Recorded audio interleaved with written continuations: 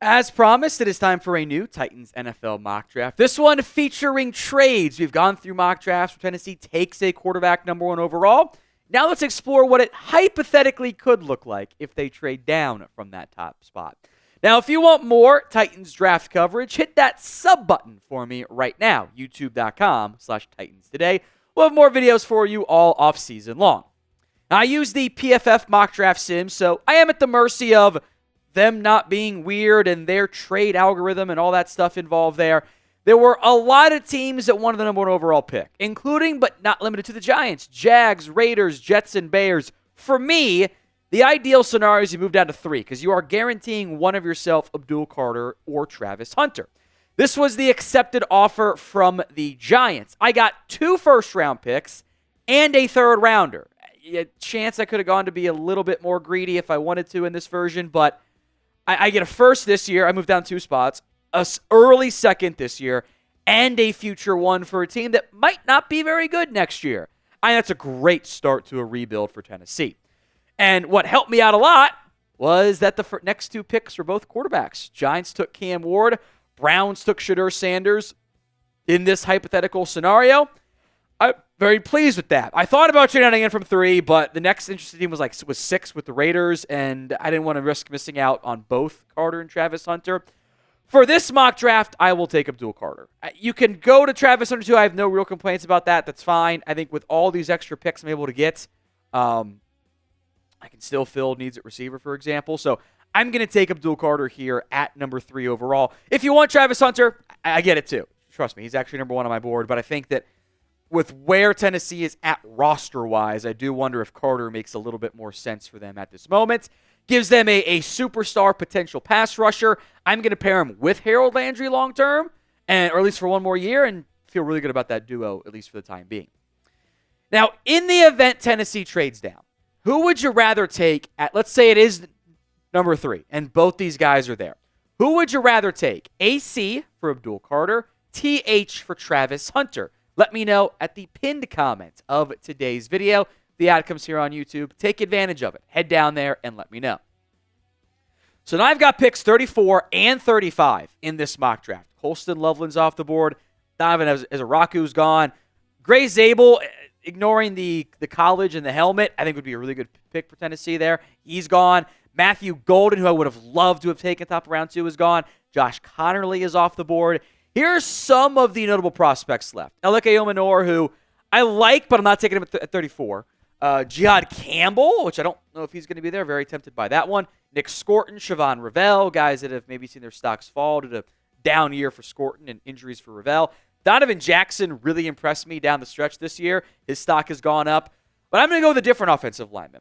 I will take Tyler Booker. Congratulations for you there, producer Chris. BAMA guy.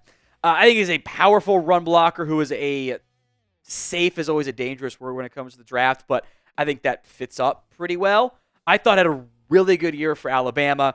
One of those where like the overall grade doesn't match when you allow 10 hurries all year in pass protection. And I think is at his best as a run blocker. That I thought was frankly weird to me. All things considered for Tyler Booker.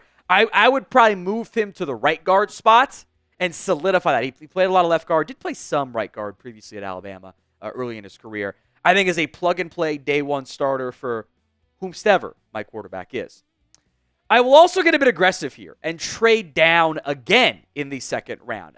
A lot of the guys I don't love with where I'm at, and I want to fulfill what the Titans organization has said.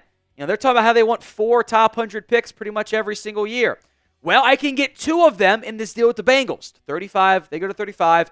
I had to give them my 7th. Oh, no. I get a 4th, a 3rd. I also got a future 5th because I wanted it. The pancake-eating GM over there in Cincinnati caved. Do you want to trade down in round 1? Y for yes, N for no. Go ahead and sound off for me in the comments of today's show. Couple notable players off the board. Jack Bech, Elike Omenor both go. Ariante Ursary goes at right tackle. Jihad Campbell, who I think is going to go earlier, but hey, it's the Sims. It's how it goes sometimes. Very tempted by Xavier Watts. I'm a big fan of his game out of Notre Dame. So top prospects. Carson Schwessinger is there at linebacker. PFF has Xavier Restrepo as the next best receiver. A little bit high for me personally. They're not going to take a running back, but Caleb Johnson and like 5 guys are there. Jordan Birch, which again, we already got an edge rusher there, but could be an example of like take Travis Hunter, top edge for you. Cameron Williams, tempted by him in round 2. I think he needs a year, if not 2, to develop. So I'm going to try something different here. He was still there. We mentioned him when we were picking at 34. Donovan Jackson, the Ohio State offensive lineman. He was mostly a left guard for the Buckeyes. I thought he thrived when he kicked over to left tackle. I was very impressed by how well he played this past season. I did not think he was going to be as good as he was on the left side at tackle after spending almost his entire career at guard. And I actually now wonder, because I thought his play got better at right tackle, frankly, especially in the CFP. Is he actually just a tackle and not a guard? And I think I'll try to move him over to right tackle. I could always move Latham if I wanted to as well. But I think he's the best available tackle on the board, and I really want to hammer offensive line in the draft this year. Now, Titans fans, there are some deals available for you over on Fanatics. Go to chatsports.com/Titans hoodie. Up to 60% off a variety of Titans hoodies, styles, sizes, men's and women's are available. Even with past Christmas time, it is still a little bit chilly out there these days. So get your Titans hoodie today over at chatsports.com/Titans hoodie. Link will be in the comments section and the description of today's show. And a clickable link over there in the right-hand corner as well. Or left-hand corner. I forget which side I'm on when I'm actually watching the video. All right, recent picks. Chris Paul to the Indianapolis Colts here. Charles Grant out of William & Mary is gone. Tez Johnson and Isaiah Bond are both off the board. I would have had a lot of interest in either of those guys. I'll settle, and maybe not even settle is the right term here. Round 3, pick 81, because again, I got extra draft capital here. Jalen Royals out of Utah State. I think he's an underrated outside wide receiver who will be a pre-draft riser since, no one was watching Utah State, especially for a guy that's been kind of a 2-year player, more or less, after being special teamer mostly in 2022. The production says it's down this year. He averaged over 100 yards per game, though. Yeah, I would not sleep on that either. Good hands, big playability. I think Jalen Royals is being slept on. I think he could easily end up going in round 2 in this year's NFL draft. Others on the board, a couple tight ends, Elijah Arroyo, Mason Taylor, Deion Walker if you want a defensive tackle, Jeffrey Bassa if you want to get another linebacker in there. Trey Harris was the other wide receiver I considered. I double-dipped once on offensive line. Call me crazy. I'm going to double-dip again at wide receiver, especially since I don't want to spend a top 100 pick on a quarterback from not taking one at number 1, Jalen Noel out of Iowa State is a slot receiver, and I think could be a damn good one in the NFL. I think he's an instant impact player, can replace Tyler Boyd. In a class that isn't chock full of like pure slots, I think Jalen Noel is one of the better ones in this year's class. Whoever my quarterback is, even if it's a long-term guy next year, if I can build the roster and kind of drop the quarterback in, I think that'll lead to better results in the long run. We will have more Titans NFL draft videos for you. Do not miss out. If you haven't already, hit that sub button for me right now. YouTube.com/Titans today. Let's go to round 4, pick 118. I'll take Barrett Carter here. I have coverage concerns. I think his play has declined a little bit as teams kind of identified some of those coverage concerns. Some of the splash plays kind of plateaued after a really, really good 2022 season that we were talking about. Carter in 23 was like, he could be a first-round pick. He's not now. But getting him in the 4th round to give me another viable option at linebacker and kind of keep him clean and let him go run and chase and make plays, I think is a good idea. Let's go to round 5. I didn't plan on triple dipping at offensive line, I'll be honest with you. But I think Seth McLaughlin, who I think could also play guard for you, is probably a pretty sound pick. He's coming off an injury. Lloyd Cushenberry's probably got the rest of his contract, and he's a free agent. So I can groom Seth to be my long-term center and give me added depth on the interior of the offensive line. With the way the Titans O-line has played the past couple of years, would anyone be mad if we threw a bunch of picks at it? I would not be. Hopefully you guys aren't either. I will take a quarterback here. Kyle McCord out of Syracuse. So of like the, I think, consensus, not everyone like Milroe and Dart and those guys and Ewers are consensus day 3 picks.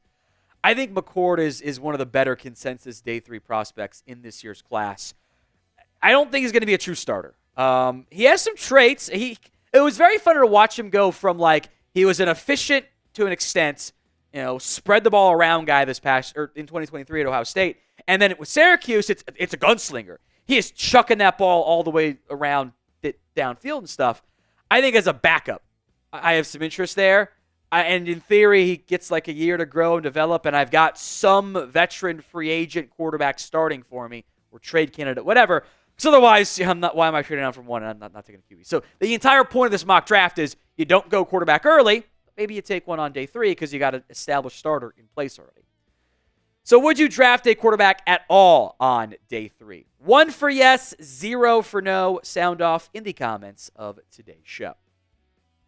Round 6, one of the guys, maybe it's because I've watched him recently, Jamari Caldwell out of Oregon, the other Oregon defensive tackle, I think is a sleeper. His stats do not reflect his athletic traits and potential. No sacks, 5 TFLs. He's a big boy on the interior. I think can play some of the Sebastian Joseph Day role if you lose him or want to have a better option behind him.